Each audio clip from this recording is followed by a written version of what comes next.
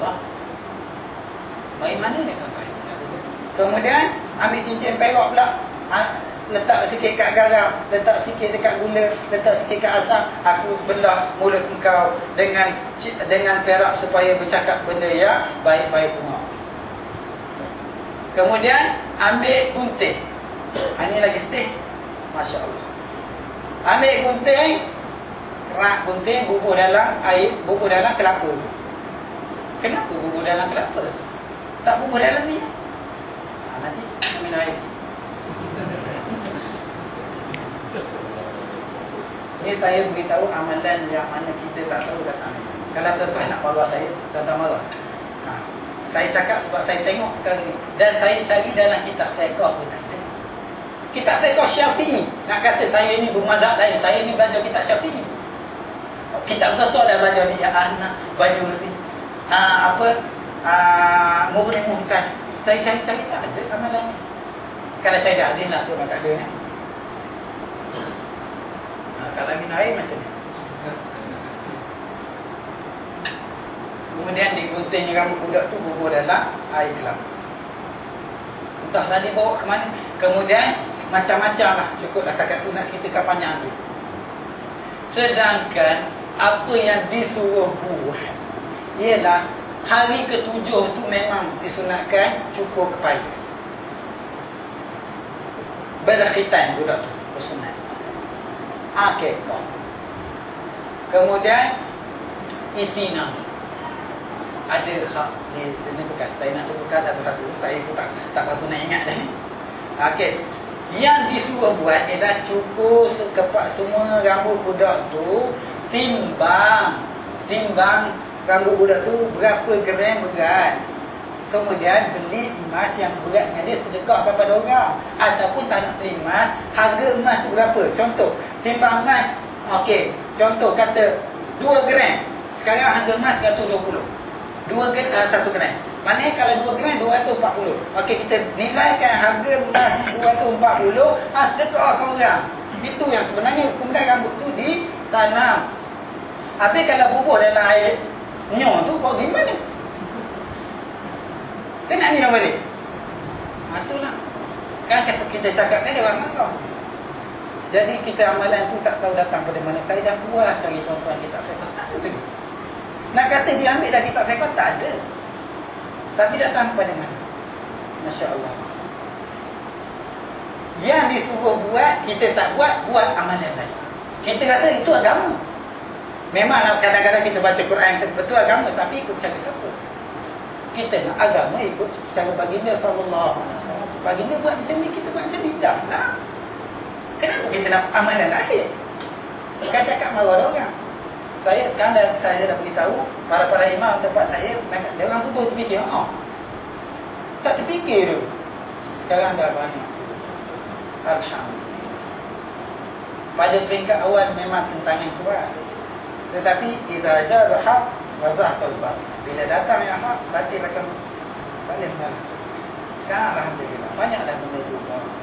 Jadi lepas pada ini kita buat apa yang ada dalam yang bagi dia suruh, apa yang ada dalam kita buat itu. Hak tambah-tambah dan kita jangan tambah. Takut jadi amalan tu amalan orang lain. Banyak lagi lah. Apa dia anak zakat tu? Lepas pada ini kalau nak cukup pada anak cucu, hari pertama tu dah ditahnikkan. Hari pertama tu lahir dia, kita sebagai bapa sekarang boleh masuk dah tengok isteri salin. Saya 2 anak saya tengok macam ni. Keluar anak macam tu susahnya. Baru rasa insaf. Allah, susahnya lah nak keluar satu orang tu. Barulah kita kasih anak, kasih kat isteri. Kalau tidak, dengan isteri nak marah-marah aja. Dengan isteri buat macam kat restoran. Kopi satu. Nasi satu. Kita petik je. Kita order je. Bila tengok macam tu baru tahu. Kemudian sudah dibasuh-basuh terus kita sebagai ayah ni. Kita ayah ni kena azan kan? Ataupun kita azan dan qomat. Kita sendiri tak payah suruh lain. Hari pertama tu, sebelum dia dengar perkara atas dunia ni, dia dengar azan dulu. Kemudian terus tahnik.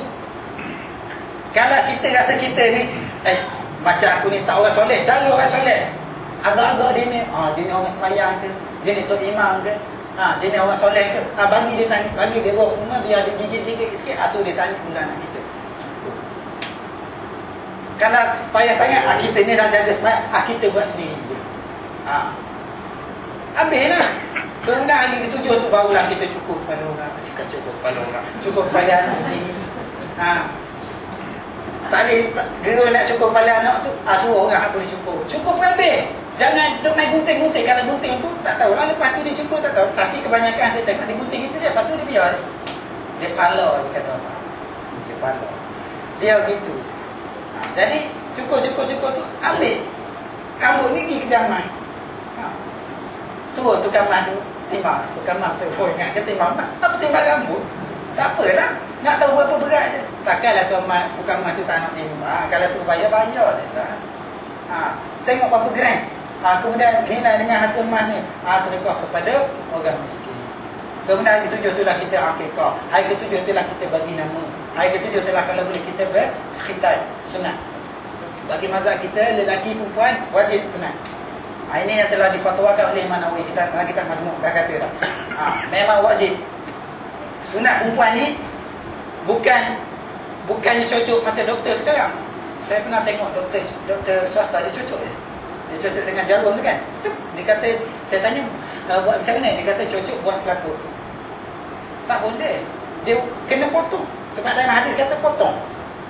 Potong biji perempuan tu, tapi jangan potong lebih sangat. Kalau potong lebih, tak ada nafsu pula. Kalau tak potong langsung, nafsu kuat pula dah. Tengok Islam cantik. Baginda suruh buat je. Nak potong biar sikit. Bidan ni sekarang boleh buat. Kalau doktor dia tak berani dia. Potong sikit je. Biji dia tu. Hari 7 tu. Kemudian kita buatlah kenduri apa. Kenduri nak kenduri nak syukur sangat. Buatlah kenduri. Buatlah bagi orang makan. Dah. Zakat tu dah. Lepas tu barulah anak jadi comel. Barulah anak jadi orang. Masya Allah. Boleh tuan-tuan. Saya cakap ni atas benar. Kalau tuan-tuan tak puas hati, tuan-tuan tunjukkan lagu. Saya dah cari dah banyak dah kita. Tak jumpa. Kira mana ya? Kalau nak kata macam ni, tak jumpa. Kalau ada hadiran tu tak ada. Cuma riwayat kata baginda tak ni. Mulut Sayyidina Husain dah. Itu tu. Sahabat bawa anak dia, Nabi tanya dah. Itu saja. Tak ada lebih. Jadi mana dah tadi, hadis ni tak boleh beramal.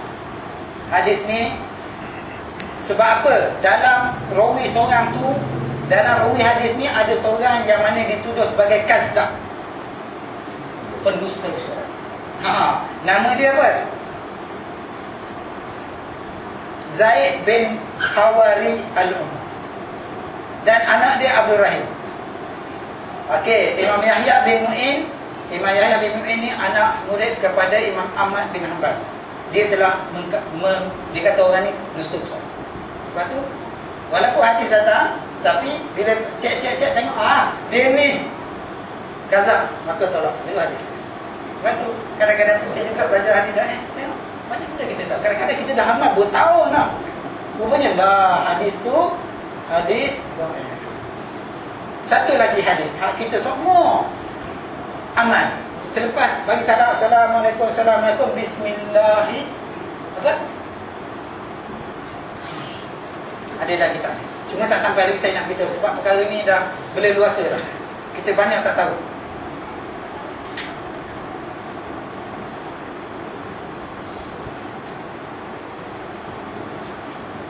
Hadis tu tak ada beramal kan? Hadis tu ada satu orang mungkar. Apa takrif hadis mungkar? Iaitu dituduh kazab. Sebab tu penting belajar usul hadis. Bukan belajar hadis saja, belajar usul hadis, mengenali siapakah rawi-rawi, siapakah pembawa hadis itu.